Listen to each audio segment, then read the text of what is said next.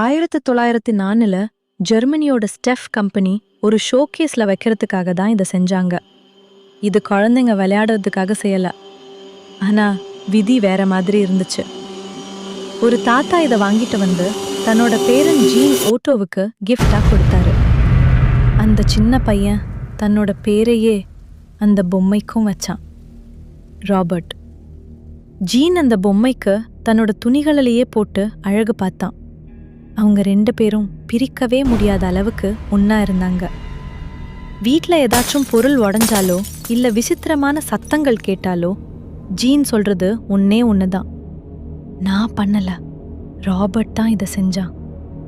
இந்த பைத்தியக்காரத்தனம் ஜீன் பெருசானதுக்கு அப்புறமும் தொடர்ந்துச்சு. கல்யாணம் ஆனதுக்கு அப்புறமும் ராபர்ட்டுக்குன்னு வீட்டோட மாடியில ஒரு தனி ரூம் கொடுத்தான்.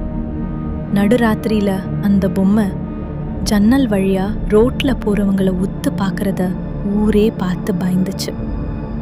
1974 ஜீன் இறந்து போனதும் அவனோட மனைவி அந்த பொம்மைய ஒரு இருட்டு பெட்டில போட்டு பூட்டி வச்சாங்க.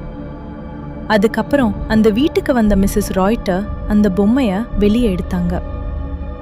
இந்த இடத்துல இருந்துதான் எல்லா பயங்கரமான விஷயமும் ஆரம்பிச்சது. அடுத்த 20 வருஷம் அந்த பொம்மை தானாவே வீடு முழுக்க நடமாடுறத பார்த்து அவங்க மரண பயத்துல உறைஞ்சு போயிட்டாங்க. கடைசியா 1994 அந்த பொம்மைய ஒரு மியூசியத்துல கொண்டு போய் விட்டுட்டு அங்கிருந்து தப்பிச்சு ஓடிட்டாங்க. இன்னைக்கும் ஒரு தடிமனான கண்ணாடிக்கு பின்னாடி அந்த ராபர்ட் உட்கார்ந்துருக்கான். அவனை போட்டோ எடுக்கணும்னா நீங்க அவன்கிட்ட பெர்மிஷன் கேட்கணும். கேட்காம எடுத்தா உங்க கேமரா வேலை செய்யாது. அதை மீறி போட்டோ எடுத்தவங்க பெரிய விபத்துக்களையும் தீராத துரதிர்ஷ்டங்களையும் சந்திச்சாங்க. அந்த சாபத்துல இருந்து தப்பிக்க இப்போ வரைக்கும் உலகம் முழுக்க இருந்து ராபர்ட்டுக்கு மன்னிப்பு கடிதங்கள் வந்துட்டே இருக்கு.